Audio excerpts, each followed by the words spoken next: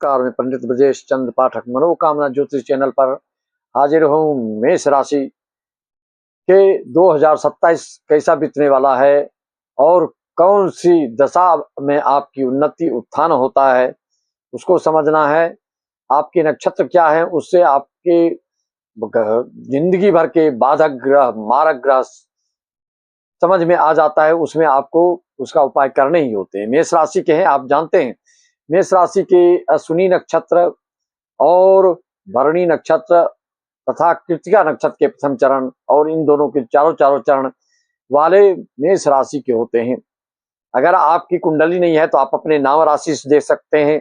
आपके नाम किस अक्षर से है, चू चे चोला ली लू ले लो या अ से। चू चे चोला से नाम है तो आपका अश्विनी नक्षत्र बनता है। अगर ली लू ले लो से है तो आपका भरणी नक्षत्र बनता है। अ अक्षर से आपका नाम है तो आपका कृत्तिका नक्षत्र बनता है। मित्रों, अगर आपकी कुंडली नहीं है तो इसको अपने नाम राशि से देख सकते हैं। सबसे बड़ी बात, गोचर फल के बारे में क्या कहा गया है शास्त्र में, और लंबी अवधि के लिए गुरु शनि की का विशेष महत्व है। राहु केतु से लोग भयभीत होते हैं, लेकिन आपके लिए यह अभी क्या करने जा रहे हो उस पर आप ध्यान देंगे। विशेष करके शनि के लिए कहा गया है कि तृतीय षष्ठे चैकादशे शनि सर्व कार्येषु सिद्धिदः, और गुरु के लिए कहा गया द्वितीय पंचमे चैव सप्तमे नवमे तथा। तो मेष राशि वालों के लिए अगर मेष लग्न है और मेष राशि भी हो तो यह फलादेश ज्यादा सटीक बैठ जाता है। अगर लग्न आपका कोई और है, मान लीजिए आपकी मेष राशि है और वृषभ लग्न है, तो आपके लिए अभी मीन राशि में जो चल रहे हैं तो ये एकादश भाव में हो जाएगा इनका गोचर। अगर मेष लग्न है आपके तो इनका गोचर द्वादश हो जाएगा। तो दोनों का फल दिखेगा और इसमें कुछ न कुछ अंश में आपके ऊपर लागू होगा।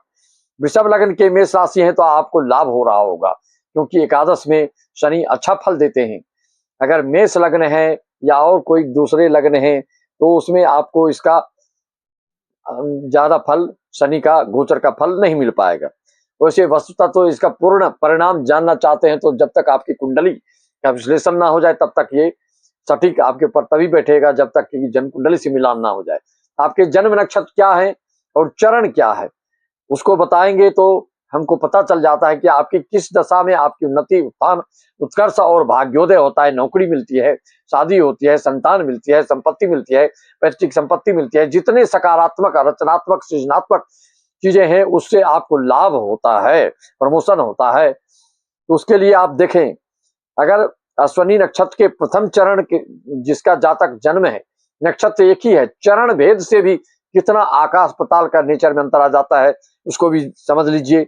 अश्विनी नक्षत्र के आप मेष राशि हैं तो प्रथम चरण में अश्विनी के जो जातक जन्म लेता है वो साहसी होता है और तेज निर्णय वाला होता है, स्फूर्ति वाला होता है, जल्दी निर्णय लेता है, शीघ्रता से निर्णय लेता है, नेतृत्व करने में बहुत माहिर होता है, दक्ष होता है, कुशल होता है और स्वतंत्र स्वभाव का होता है। परम स्वतंत्र न सिर पर कोई, भावे मन ही करे सोई सोई। दूसरे की बात ये नहीं सुनते हैं, अपना मन जो कहता है वही करते हैं। और आप जानते हैं कि अश्विनी का स्वामी केतु और देवता अश्विनी कुमार हैं। सभी जितने ऋषि मुनि हैं सबके वैद्यराज अश्विनी कुमार हैं।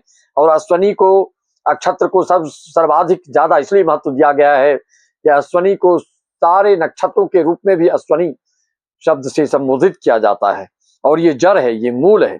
इसीलिए जब कोई मूल नक्षत्र पैदा होता है तो लक्ष्मी नारायण की पूजा होती है, क्योंकि मूल वही है। और अगर अश्विनी नक्षत्र के द्वितीय चरण में आपका जन्म है तो आप धन संपदा एकत्रित करने में माहिर होते हैं। कला संगीत से भी आप ज्यादा पैसा अर्जन कर सकते हैं और स्थिर प्रवृत्ति के आप थोड़ा होते हैं। वृषभ नववंश के होने के कारण अपने कार्य पर आप अटल होते हैं, अडिग होते हैं अपने फैसले पर, लेकिन आप ये सब शांति पूर्वक करते हैं, तो हल्ला हो शोर नहीं मचाते हैं। और अगर अश्विनी नक्षत्र के तृतीय चरण के जिस जातक का व्यक्ति का जन्म होता है तो वह बुद्धि से, वाणी से, लेखन कला से, संगीत क्षेत्र से, संचार विभाग में, मीडिया आदि और पोस्ट ऑफिस आदि में ऐसे लोग पदस्थ होते हैं और कई विषय के जानकार ये होते हैं। कई विषयों में आपकी रुचि देखने को मिलती है। एक साथ कई कार्य शुरू करने का, श्री गणेश करने की प्रवृत्ति से आपको बचना चाहिए। नहीं तो कौन सा कार्य सफल होगा असफल होगा, उस दुविधात्मक में, उस द्वंदात्मक स्थिति में आप फंसने वाले होते हैं, क्योंकि आपकी प्रवृत्ति, आपका नेचर, आपका स्वभाव थोड़ा उच्छृंखल होता है, चंचलता लिए हुए होता है।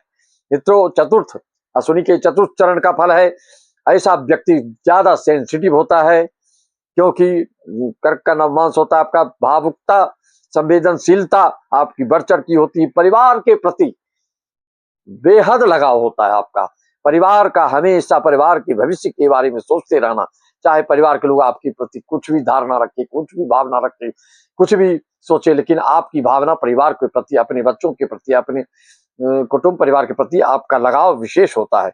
लेकिन कोई किसी ने चोट पहुंचा दी, आपको हृदय पर चोट पहुंचा दी, फिर जिंदगी भर के लिए आप उसको भूल भी सकते हैं। मित्रों, परोपकारी होते हैं आपकी, क्योंकि सहनशीलता और संवेदनशीलता और भावनात्मक कार्यों से आप जल्दी द्रवीभूत हो जाते हैं, भाव विभोर हो जाते हैं। इसलिए भावावेश में आकर कोई निर्णय लेना आपके लिए कभी कभी नुकसानदायक हो जाता है। मित्रों, मेष राशि वालों के लिए, मेष राशि का स्वामी आप जानते हैं मंगल होता है, लेकिन आपने कई लोगों को ऐसा कहता हुआ सुना होगा कि मेष राशि है लेकिन मूंगा धारण करता हूं, हमको हानि हो जाती है। तो कारण समझिए, बिना कुंडली विश्लेषण के आप कोई भी रत्न धारण करते हैं तो कभी कभी भारी हानि होती है। सच बात है, अगर आपका तुला लग्न है और मेष राशि है तो ऐसे जातक के लिए मंगल प्रबल मार्केश बन जाता है। तुला लग्न में द्वितीय भाव का अंक 8 होता है, 8 का स्वामी मंगल है, और सप्तम का भी स्वामी 1 अंक है, तो वहां उसका भी स्वामी मंगल हुआ। कहने के तात्पर्य, तुला लग्न वालों के लिए मंगल जो है प्रबल मार्केश होता है, लाभ चवन्नी करेगा और हानि आपको 16 आना कर देगा। इसलिए मूंगा से बचिए। लग्नेश, पंचमेश, नवमेश का हमेशा जो धारण करता है, इन त्रिकोण का रत्न का धारण करने से चहुमुखी लाभ और बहुमुखी प्रतिभा का व्यक्ति बनता है। और आपकी जो महादशा अंतरदशा है, कौन सा शुभ होता है, केतु, शुक्र, सूर्य, मंगल और गुरु।